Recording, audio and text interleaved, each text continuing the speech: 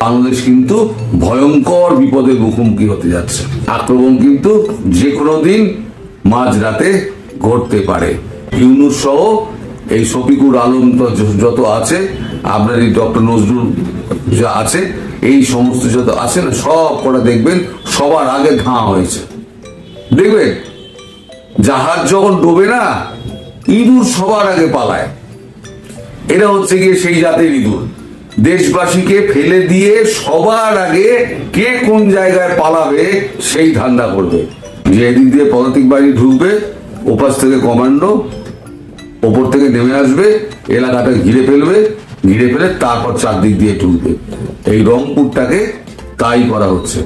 কিন্তু এই যে অবস্থা, চারদিকে একটা যুদ্ধ ভাব। এদিকে আপনাদের সেনাপ্রধান গেছেন বিদেশে, রাশিয়া গেছেন, সেখান থেকে আবার কোথায় উনি ক্রোয়েশিয়া কোথায় যাবেন, 12 তারিখে ফিরবেন। তা আপনাদের সেনাপ্রধান থাকলো কি না থাকলো, সে দেখে তো আর অন্য দেশ আক্রমণ করবে না। সে তো আক্রমণ করবে তার নিজের প্ল্যান অনুযায়ী।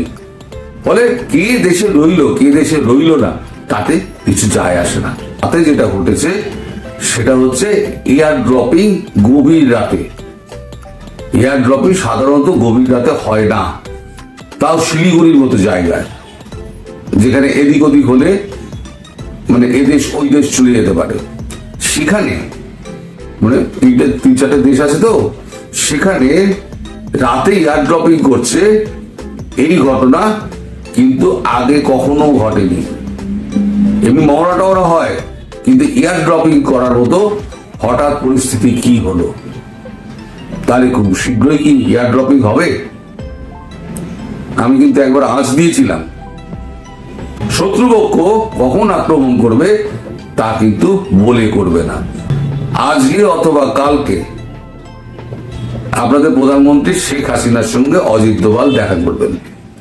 শোনা যাচ্ছে বিমস্টেক থেকে ফিরে আসার পর তাকে সমস্ত কিছু জানানোর জন্য অজিত দোভাল আজকে অথবা কালকে প্রধানমন্ত্রী শেখ হাসিনার সঙ্গে দেখা করবেন। দেখা করে তাকে বিস্তারিত জানাবেন। খাদ্য শস্য এগুলো ঘরের মধ্যে মজুদ রাখতে হবে, কারণ যখন যুদ্ধটা লেগে যাবে তারপরে কিন্তু সমস্ত হাহাকার শুরু হয়ে যাবে। কারণ আমদানি রপ্তানি তখন কিন্তু পুরো বন্ধ হয়ে যাবে। এই এখনই বন্ধ হওয়ার মুখে, প্রায় পুরোপুরি বন্ধ হয়ে যাবে। সেক্ষেত্রে কিন্তু আপনারা খাদ্য শস্যের টান পড়ে যাবে। আপনি যদি ঘরে খাবার না থাকে, তখন আপনি জীবনের সঙ্গে যুদ্ধ করবেন কি করে? বাইরের যুদ্ধ তো অন্য লোক করবে, আপনি নিজের মধ্যে সংসারে আপনি জীবন যুদ্ধ লড়বেন কি করে?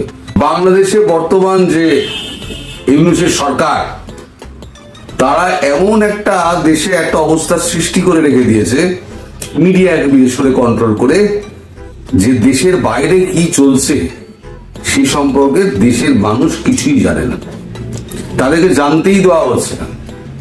তাদেরকে এমন একটা মানে ছবি তুলে ধরা হচ্ছে, যেমন অর্থনীতি ভালো, আইন শৃঙ্খলা ভালো, পার্শ্ববর্তী রাষ্ট্রগুলোর সম্পর্কে ক্ষেত্রে তাদের সম্পর্ক উন্নয়ন হচ্ছে, এবং আমেরিকার এই যে ট্যারিফ যে চাপানো, তাতেও তাদের কিছু যায় আসে না।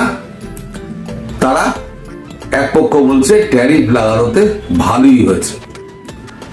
পোশাক শিল্পটা তো ধ্বংসের মুখে প্রায় চলে যাচ্ছে।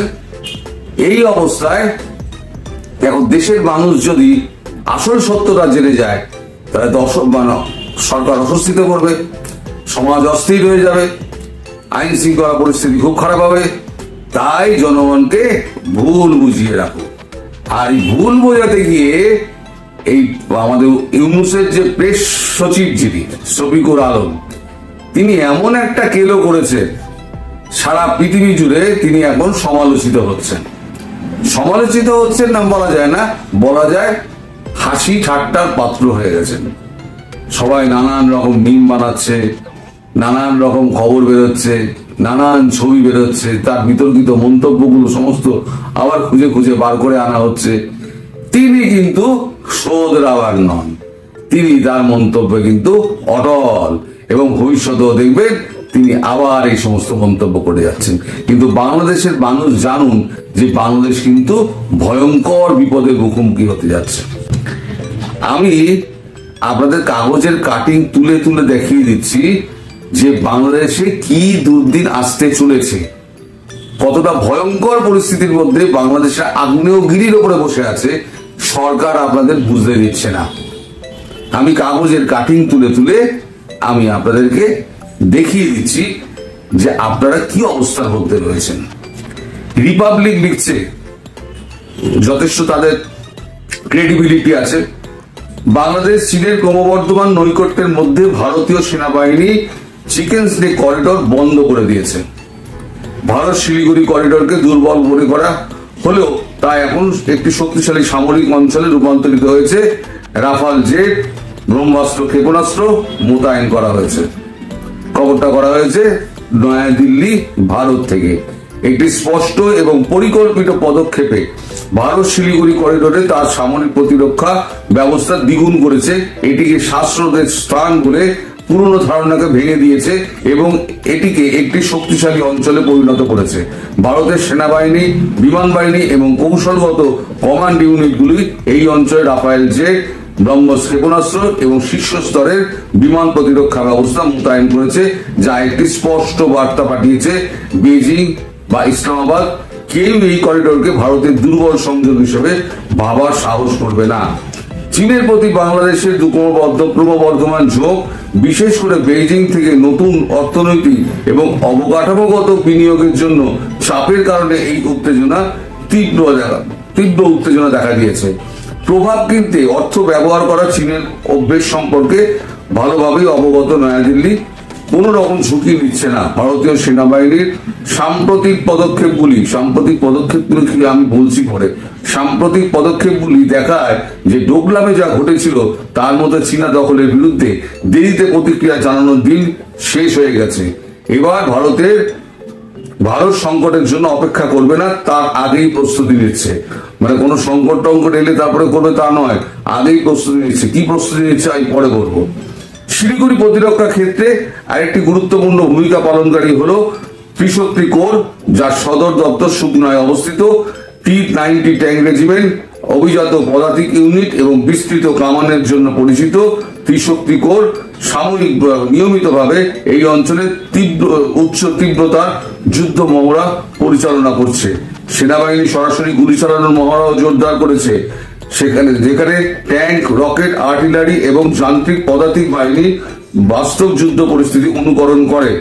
এই যুদ্ধ মহড়াগুলি প্রতিপক্ষদের কাছে একটি স্পষ্ট বার্তা পাঠায় শিলিগুড়ি কোনো দুর্বলতা নয়, এটি একটি ভারী সশস্ত্র দুর্গ যা যে কোনো আক্রমণকে ধ্বংস করতে প্রস্তুত। তার মানে এইবারে শিলিগুড়ি করিডোরটা হয়ে গেছে একটা দুর্ভেদ্য অঞ্চল। এবং ওই যে বললাম না আপনাকে, একটু পরে আপনাদের বলছি যে সাম্প্রতিক পদক্ষেপগুলো কি জানেন? সেটা হচ্ছে, এমনি তো মহড়া টহড়া হচ্ছেই, মিডিয়া সব জানে। কিছু কিছু ইউটিউবার তারা সাহস করে করছেন, তাদের কুর্নিশ জানাই যে দেশের মানুষকে তারা কি বিপদের মধ্যে থাকছেন বা রয়েছেন বা পড়তে যাচ্ছেন সে সম্পর্কে তাদের একটা সম্যক ধারণা থাকা দরকার। সেটা কিন্তু বড় প্রশ্নের মুখে থেকে যায়। কিন্তু এই সরকার একটা মিথ্যের বিষাদি করে রেখে দিয়েছে। এরা হাওয়ায় একটা তালপাতার একটা কুড়ে ঘর বানিয়েছে, যে কোনো দিন একটা বড় ঝড়ে ও সব শুদ্ধ উড়ে চলে যাবে। টিভি চ্যানেল ডিবেট গুলো দেখুন, তাহলেই বুঝে যাবেন যে আপনারা একটা আগ্নেয়গিরির ওপরে বসে আছেন। আমি জানি না অজিত দোভালের মাথায় কি আছে, কবে কি করবেন না করবেন, কিন্তু লম্পঝম্প যা দেখছি তাতে আমার মনে হচ্ছে ট্রেন প্ল্যাটফর্মে রেডি আছে, সিগন্যাল দিলে ছেড়ে দেবে। ওদের ওপর ছেড়ে দিন, আমাদের দায়িত্ব আমরা পালন করব। অন্তত সমগ্র বিশ্বে এই খবরটা যাক যে ভারতবর্ষ শেষ পর্যন্ত শান্তি প্রতিষ্ঠার চেষ্টা করেছিল, যখন একেবারেই হয়নি তখন এই মৌলবাদের বিরুদ্ধে তাদেরকে যুদ্ধ করতে হয়েছে, যেটা ইসরায়েলকে করতে হচ্ছে প্যালেস্টাইনের বিরুদ্ধে। এরপরে মোদিজি বলেন ঠিক আছে আমি বৈঠকে বসছি না, তার আগে আবার জয়শঙ্করজি বলেন আপনি শুধু বৈঠকে উপস্থিত হন, আপনি উপস্থিত থাকুন, যা কথা বলার আমি বলবো। তখন অজিত দোভাল বলেন এই বৈঠকে অন্তত আমি নেই। অজিত দোভালজি কিন্তু এই বৈঠকে উনি ছিলেন না, উনি এতটাই বৈঠকের বিরুদ্ধে ছিলেন। এইবার স্থির হয় যে বৈঠকটা হবে। মোদিজি বলেন আমি কিন্তু 7 থেকে 10 মিনিটের বেশি আমি কথা বলবো না, টাইম দেবো না। এবং এই যে খবরটা রটে বেড়াচ্ছে তাকে 27 মিনিট ইউনূস বাইরে দাঁড়িয়েছিলেন, এই খবরটা ঠিক নয়।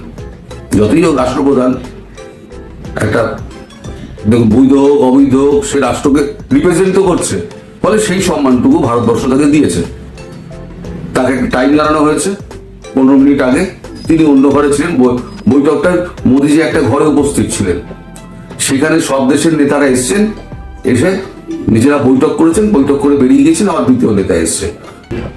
এই এতদিন ধরে যা আপনারা পুরো কথা শুনছেন না, শেখ হাসিনাকে ফিরিয়ে দেওয়ার ব্যাপারে কথা হয়েছে, ভারত না করেনি, ভারত তুলতেই যায়নি শেখ হাসিনার কথা। শেখ হাসিনা ভারতবর্ষে আছেন একেবারে প্রধানমন্ত্রীত্বের মর্যাদায়, এবং ভারত এখনো বলে যে তিনি ফিরবেন, প্রধানমন্ত্রী হয়েই দেশে ফিরবেন, সেটা যে কোনো দিন ফিরবেন। আমিও বলছি উনি ফিরবেন দেশে, প্রধানমন্ত্রী হয়েই ফিরবেন, যে কোনো দিন ফিরবেন।